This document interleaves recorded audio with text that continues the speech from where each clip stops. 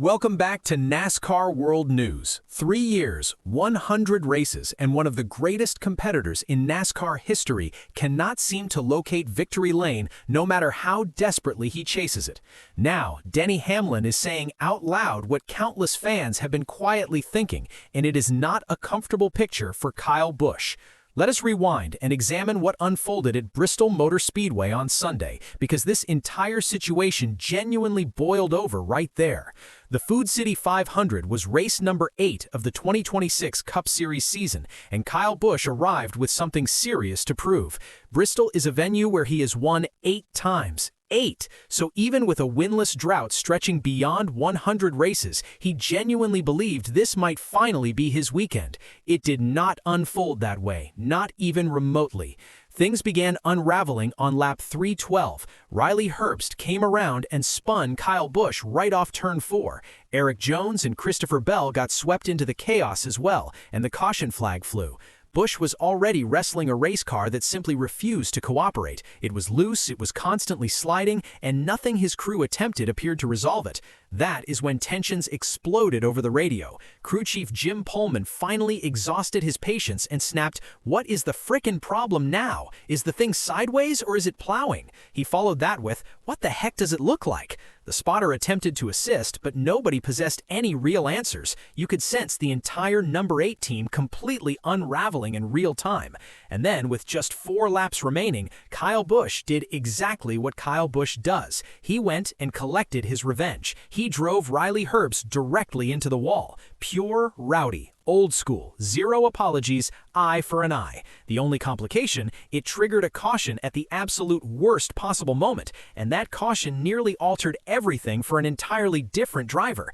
Ty Gibbs was up front leading comfortably. He was cruising toward what appeared to be a certain victory. He was moments away from capturing his very first career Cup Series win. And remember, Ty Gibbs is the driver who essentially inherited Kyle Busch's former seat at Joe Gibbs Racing when Busch departed for Richard Childress Racing. So the caution completely reset the field, forced an overtime restart, and suddenly Ryan Blaney possessed a genuine opportunity to steal the victory right away from Gibbs. Gibbs did manage to hold Blaney off through overtime and secure that maiden win, but the margin was razor thin, genuinely razor thin, and the NASCAR community immediately began asking an enormous question. On the podcast The Teardown, reporter Jeff Gluck laid out precisely how wild this situation nearly became. He said, "How different would this podcast be right now if Ryan Blaney had beaten him on the restart because Kyle Busch wrecked Riley Herbst to deny not only a monster car, but to deny the guy that replaced him his first career victory as he was on his way to a win?"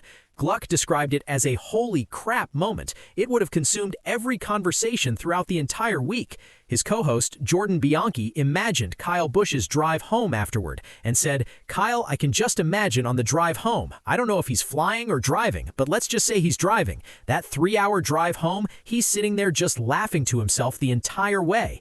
Bianchi believes Busch was probably grinning the whole journey, satisfied that he settled things with Herbst for spinning him and reminded Ty Gibbs about who used to occupy that seat.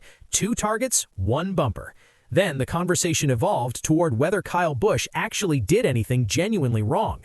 Gluck asked, "Is that fair game, what Kyle Busch did there?" He acknowledged that Herbst did spin Busch earlier in the race, so Busch carried legitimate grievance. Bianchi responded, "This is the gray area NASCAR always lives in. Fans want rough racing, they want the bumpers, they want the 'he did me dirty, I got one coming back' stuff. But when it nearly cost another driver his first career win, that's a problem." Bianchi added, "You can't have it both ways. If you want guys to use bumpers and do all of these things, there are going to be ramifications from this we're uncomfortable with. That's just part of it." Now here is the genuinely painful portion for Kyle Busch. He crossed the finish line at Bristol in 25th place. That represents his 4th consecutive finishing outside the top 20. Through 8 races this season, he has collected 0 top 10 finishes. His strongest result all year sits at a 12th place showing at Circuit of Americas. That's it. That is the absolute best he has managed to produce. And this is precisely where Denny Hamlin stepped forward on his Actions Detrimental podcast and began saying things that nobody really wanted to voice publicly. Hamlin believes the Kyle Busch era might genuinely be finished, and he believes it's been finished considerably longer than most fans are willing to acknowledge. He said, "We keep talking about this, but the last couple of years at Joe Gibbs Racing was not good. It's been like this for 5 years. 5 years. Think about that."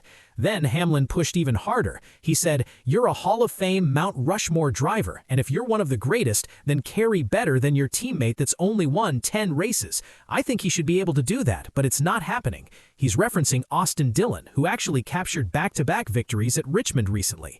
Kyle Busch cannot consistently outperform his own teammate right now, and that teammate has accumulated only 10 career wins throughout his entire career.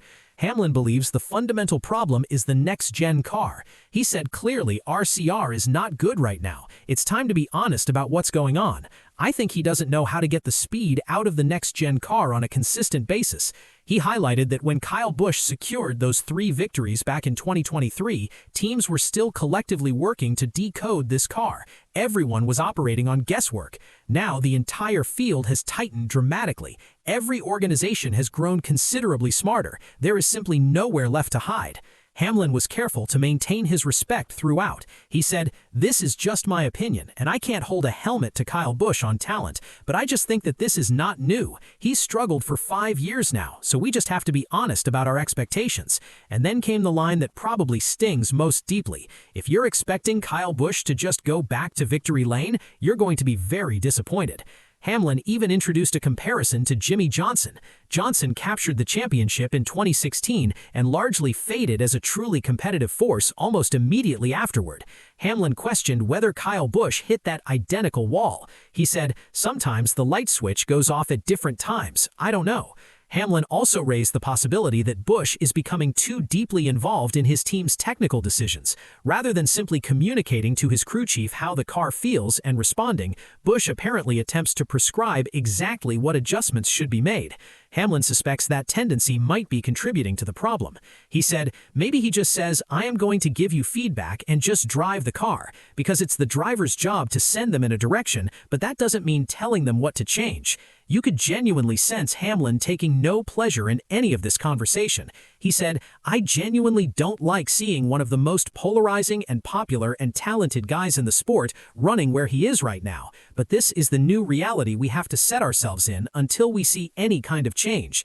And here is the genuinely alarming dimension for Kyle Busch. His contract with Richard Childress Racing expires at the conclusion of this season. He is not returning to Joe Gibbs Racing, where he competed alongside Hamlin from 2008 through 2022. Perhaps Spire Motorsports opens a seat for him. Perhaps, but Hamlin delivered a particularly blunt observation about that possibility as well. If you can't consistently outrun Austin Dillon in equivalent machinery, why would any competitive organization hand you their ride? Let's place everything in proper perspective. Kyle Busch remains the winningest active driver in the Cup Series with 63 victories. He sits 9th on the all-time list. He's a 2-time champion. Between 2005 and 2023, he won at least 1 race in every single season without exception. That remarkable streak is now dead. His most recent victory dates back to June of 2023 at Gateway, and since that afternoon, it's been 100 races filled with heartbreak, crashes, and 25th place finishes.